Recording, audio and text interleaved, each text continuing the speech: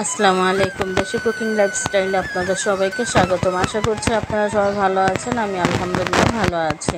দেশ ও দেশের বাইরে যে যেখান থেকে আমার আজকের ভিডিওটি দেখছেন আপনাদের সবাইকে জানাই আন্তরিক প্রীতি ও শুভেচ্ছা।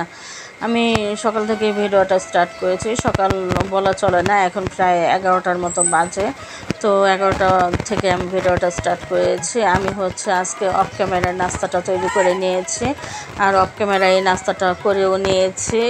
আমার শরীরটা বেশ একটা ভালো যাচ্ছে না, যার কারণে সবসময় ভিডিও করতেও মন চায় না। তো ভিডিও করার জন্য কিন্তু একটা এনার্জির প্রয়োজন হয়। তো আমার না ভিডিও করার মতো এনার্জিও ছিল না সকালবেলা। তো সকালে নাস্তাটা বানাতে দেখে তো আপনাদের ভাইয়া একটু রাগারাগি করলো যে সারা রাত ঘুম আসতে পারো না, শরীর অসুস্থ, তারপরে সকাল করে কেন নাস্তাটা বানাচ্ছ। তো আমি বললাম নাস্তা না বানালে খাবে কি, এই কথা বলার পর আর কোনো কথা বললো না।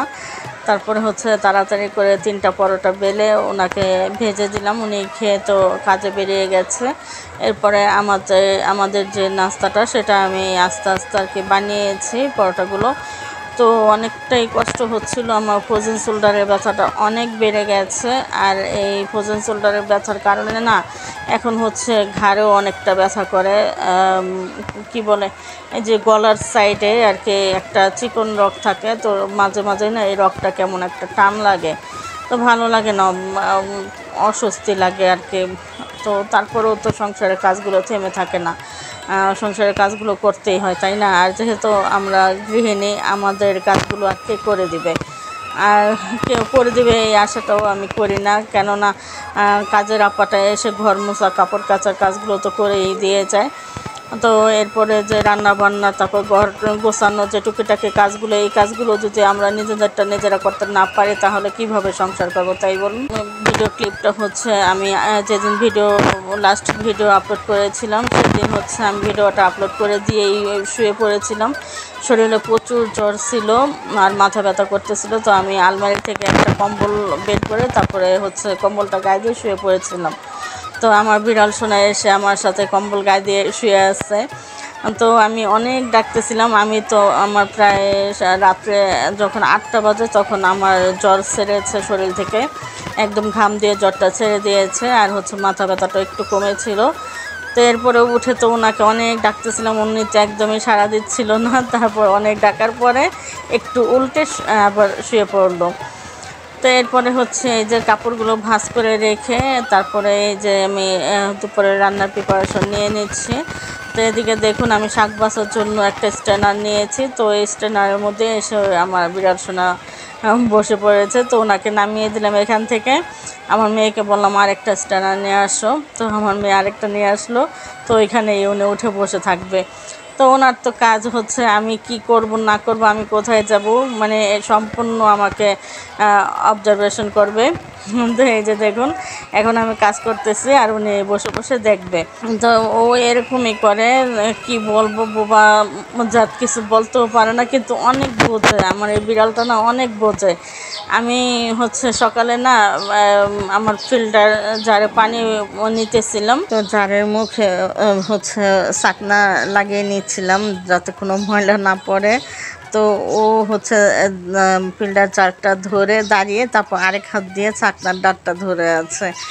তো এরপরে আমি সম্পূর্ণ পানিটা ঢেলে নিলাম মানে জারের মধ্যে। তো আমি ওকে বললাম যে তুমি ছেড়ে দাও, এটা পড়বে না। ও আমার মুখের দিকে তাকিয়ে ধরেই আছে। তারপর আমি পানিটা সম্পূর্ণ যখন জারের মধ্যে ভরে নিয়েছি, তারপরে আমি জারটা খুলে ঝাড়ের যে ঢাকনা, সেই ঢাকনাটা রেখে দিয়েছিলাম বেসিংয়ের উপরে। ও করলো, ও মানে দৌড়ে গিয়ে বেসিংয়ের উপর থেকে ঝাড়ের ঢাকনাটা নিয়ে আসতেছে কামড় দিয়ে। তো একবার নিয়ে আসতে লাগছে, মুখ থেকে পড়ে গেছে। তো আমি বললাম তুমি রেখে দাও, আমি নিয়ে নিচ্ছি। না, আমার কথা শুনবে না, সে আবার সেটাকে মানে ঢাকনাটাকে মুখে করে নিয়ে আসলো, এনে তারপর আমার হাতে দিল। তো এবার ভাবুন কতটা কাজে হেল্প করে ও আমাকে। মানে একটা বিড়াল যে এত মানে এত মানুষের মতো বোঝে, এটা মানে ভাবাই যায় না। তো এদিকে তো আমি রান্না করার জন্য তো পাট শাক বেছে নিচ্ছিলাম, আর ডাঁটা কেটে নিয়েছি। তো তারপরে তো এই যে রান্নার কাছে চলে আসলাম। আমি তো আগেই এক চুলায় ভাত বসিয়ে দিয়েছিলাম, আরেক চুলায় হচ্ছে ডাটা আর আলুটা সিদ্ধ করে নিচ্ছিলাম। আর সিদ্ধ কি জাস্ট একটা বলক আসার পরেই নামিয়ে নিয়েছি। তো এরপরে মাছগুলো ধুয়ে আমি মশলা মাখিয়ে নিয়েছি, হলুদ গুঁড়ো, মরিচ গুঁড়ো আর স্বাদ মতো লবণ দিয়ে মাছগুলো মানে মেখে রেখে দিয়েছিলাম। তো এরপর মাছটা এক চুলা ভাজতে বসিয়ে দিয়েছি, আরেক চুলা হচ্ছে আমি তরকারিটা বসিয়ে দিয়েছি। তো তরকারি বসানোর জন্য এখানে প্রথমে আমি তেল দিয়ে দিয়েছি, এরপর তেলের মধ্যে কিছু গোটা জিরে দিয়ে দিয়েছি সামান্য পরিমাণে, তারপরে দিয়ে দিয়েছি একটা তেজপাতা মাঝখান থেকে চিড়ে, তারপরে একটু ভেজে নেওয়ার পর পেঁয়াজগুলো দিয়ে দিয়েছি। তো পেঁয়াজ কুচিটা হালকা ব্রাউন কালার করে ভেজে নেওয়ার পরে এখানে আমি টমেটোটা দিয়ে দিয়েছি। তো টমেটো দিয়ে একটু ভেজে নিব। আর এদিকে আমার মাছ এক সাইড ভাজা হয়ে গেছে, তো মাছগুলো একটু উল্টে দিচ্ছি। তো দেখা যায় দুইটা চুলা একসাথে রান্না করতে গেলে না একটু মানে অনেকটাই প্যারা হয়ে যায়, তারপর আর কি তাড়াতাড়ি হয় দুইটা চুলা একসাথে রান্না করলে। তো আমি আপনারা হয়তো লক্ষ্য করেছেন আমি কিন্তু মাছগুলোতে লেবুর খোসা দেখেছেন হয়তো মাছগুলো ধোয়ার সময়। তো এই মাছটা অনেক দিন ফ্রিজে ছিল, তো ফ্রিজের যে একটা এক্সট্রা গন্ধ থাকে সে গন্ধটা মানে রিমুভ করার জন্য আমি হচ্ছে লবণ আর লেবুর রস দিয়ে মাছটা অনেকটা সময় ভিজিয়ে রেখে দিয়েছিলাম, প্রায় আধা ঘন্টা থেকে 40 মিনিট ভিজিয়ে রেখে দিয়েছিলাম। এরপর হচ্ছে ভালোভাবে কেচে ধুয়ে নিচ্ছি মাছগুলো। তো এইভাবে মাছগুলো ধুয়ে রান্না করলে না তাহলে আর ফ্রিজের যে একটা এক্সট্রা গন্ধ এই গন্ধটা থাকে না, মাছটা খেতে খুব ভালো লাগে। তো আমি সবসময় ফ্রিজে রাখা মাছগুলো এভাবে রান্না করি, বিশেষ করে রুই মাছ, কাতল মাছ এগুলো। আর এই যে এদিকে হচ্ছে রান্না করতে করতে একটু আচার খেয়ে নিয়েছি। এই আচারটা হচ্ছে গত বছর আমি বানিয়েছিলাম, এটা হচ্ছে কাশ্মীরি আচার বলে, তো অনেকে কাশ্মীরি বলে, অনেকে বার্মিজ আচার বলে। তো এবার দেখতেছি অনেক আপুরাই এই আচারের ভিডিওগুলো ছাড়তেছে, তা আমি এইবার এখনও বানাই নাই। এটা হচ্ছে গত বছর বানিয়েছিলাম, তো গত বছরের আচারটাই আছে। তো এখন আমি রান্না করার এক ফাঁকে একটু খেয়ে নিচ্ছিলাম। তো আমার শাশুড়ি মাও খাচ্ছিল, আমার সাথে আমার বাচ্চারাও খাচ্ছিল। তো 1 বছর হয়ে গেছে, তারপর আচারটা মাশাআল্লাহ অনেক ভালো আছে, অনেক সুন্দর আছে, টেস্টও নষ্ট হয় নাই, তারপরে কোনো প্রকার কোনো দিক দিয়ে কোনো সমস্যা হয় নাই, অনেক ভালো আছে। তো এরপরে আচারটা খেয়ে তো আবার রান্নাঘরে চলে আসলাম। আমি হচ্ছে তরকারি কড়াইটা পাশের চুলায় দিয়ে তারপর হচ্ছে পাট শাকটা ভাজি করে নিচ্ছি। পাট শাক ভাজি পুরো রেসিপিটা আপনাদের সাথে শেয়ার করব না, এর আগে কয়েকবারই আমি পাট শাক ভাজি করেছি, তো সেগুলো আর কি ভিডিও আকারে শেয়ার করা আছে, সেজন্য আর আজকে শেয়ার করব না। হয়তো আপনারা বিরক্ত হবেন, অনেকে একই ভিডিও বারবার দেখতে পছন্দ করেন না।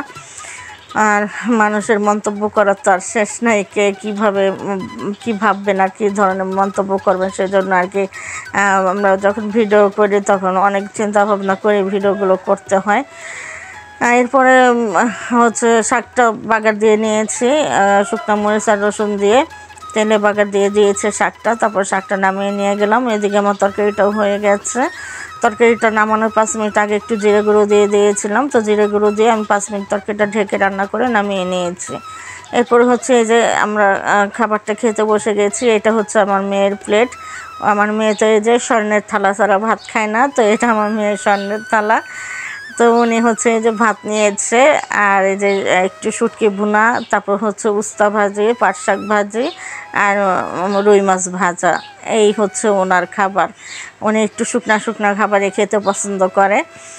আর আমি তো এখানে পাট শাক ভাজি নিয়েছি, আর এই যে শুটকি ভুনাটা, এটা হচ্ছে লইটা মাছের শুটকি ভুনা করেছিলাম গতকাল, তো সেই শুটকি ভুনাটা ছিল। তো অনেকটা শুটকি ভুনা করেছিলাম, ভেবেছিলাম আমার বড় আপার বাসায় পাঠাবো। তো আমার ছেলেকে অনেকবার বলেছিলাম যে একটু দিয়ে আসো তোমার বড় আম্মুর বাসায়, সে যাবে না, কিছুতেই যাবে না। তো গেল না, তো গেলই না। আর তো কী করব, এটা এখন আমার ফ্রিজে রেখে রেখে খেতে হবে। তো বন্ধুরা, আগামী ভিডিও দেখার আমন্ত্রণ জানিয়ে আজকের মতো বিদায় নিয়ে নিব। তো এতক্ষণ ধৈর্য ধরে যারা আমার ভিডিওটা দেখেছেন তাদের সবাইকে অসংখ্য ধন্যবাদ। যারা আজই প্রথম আমার চ্যানেলে ভিজিট করেছেন, আজই আমার ভিডিওটি প্রথম দেখতেছেন, চাইলে আমার চ্যানেলটি সাবস্ক্রাইব করে আমার পাশে থেকে যেতে পারেন। আর আমার চ্যানেলটি সাবস্ক্রাইব করে পাশে থাকা অল নোটিফিকেশনটি সিলেক্ট করে রাখবেন, তাহলে যখনই আমি নতুন ভিডিও আপলোড করব সঙ্গে সঙ্গে নোটিফিকেশন আপনাদের কাছে চলে যাবে। তখন আপনারা আপনাদের সময় সুযোগ মতো ভিডিওগুলো দেখে নিতে পারবেন। আর যারা ফেসবুক পেজ থেকে আমার ভিডিওটি দেখছেন তারা চাইলে আমার পেজটি ফলো দিয়ে রাখতে পারেন। আর অলরেডি যারা এই কাজগুলো করে দিয়েছেন তাদের সবাইকে জানাই অসংখ্য ধন্যবাদ। তো এদিকে তো আমি শাক দিয়ে ভাতটা খাওয়া শেষে এদিকে তরকারিটা নিয়ে নিয়েছি। তো ডাঁটাগুলো না অনেক মোটা ছিল, কি বলবো, একটা ডাঁটা আমাকে মানে 4 ফালি করতে হয়েছে। এমনি তো সাধারণত আমরা ডাঁটাগুলো কিন্তু মাঝখান থেকে একটা ফালি দিয়ে রান্না করতে পারি, কিন্তু এটা 4টা ফাল্লা দেওয়া লাগছে।